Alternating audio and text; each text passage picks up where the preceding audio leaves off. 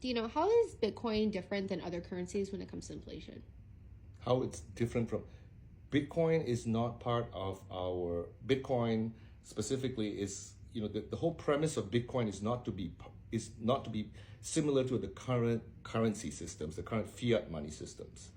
Okay, so right now when you send money to someone, let me just take a step back. When you send money to someone, right, you have to go through this entire system, right? So all of us, the way we spend money is part of the central banking system, money, right? And what's the problem with that? They can print money. Bitcoin's finite. I'll get to it in a second. So you think about this, right?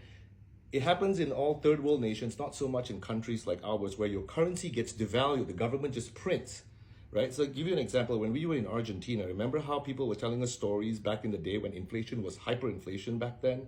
And whenever they get the paycheck, they quickly run to the grocery store and spend everything because the next day everything could be more expensive, right? The reason for that is in our central banking financial system in the entire globe right now, governments have the control of monetary policy. So governments like ours, through fiscal policy, through monetary policy, can technically just print money, right? And what happens when you have more supply of money? The money that you and I have is devalued, right? And when the devalue of your money means what? Things get more expensive, aka inflation, right? In the world of like a Bitcoin as a means of exchange, as all the elements of a currency, right? It's not part of that system. It's a peer-to-peer system. And the most important thing about, a cryptocurrency like Bitcoin is it's finite. It's only 21 million of them that you can get. No government can come in and just start printing money. No government can come in and just start doing things through fiscal policy or monetary policy that causes a devaluation of it. Like I think for a very good example, we don't see it in stable economies like ours or the EU or advanced economies like the UK, whatnot, like us, like the Western world, right? You see it a lot in the African nations.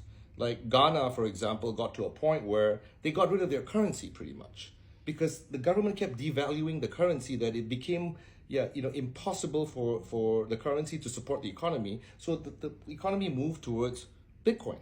Why? Because of the hyperinflation. That can't really quite happen. I mean, academically, when you use cryptocurrency like Bitcoin that's peer-to-peer, right? And you're outside of the system. That's the bigger thing of the concept behind it. Whether it can come to fruition in my lifetime, I don't know.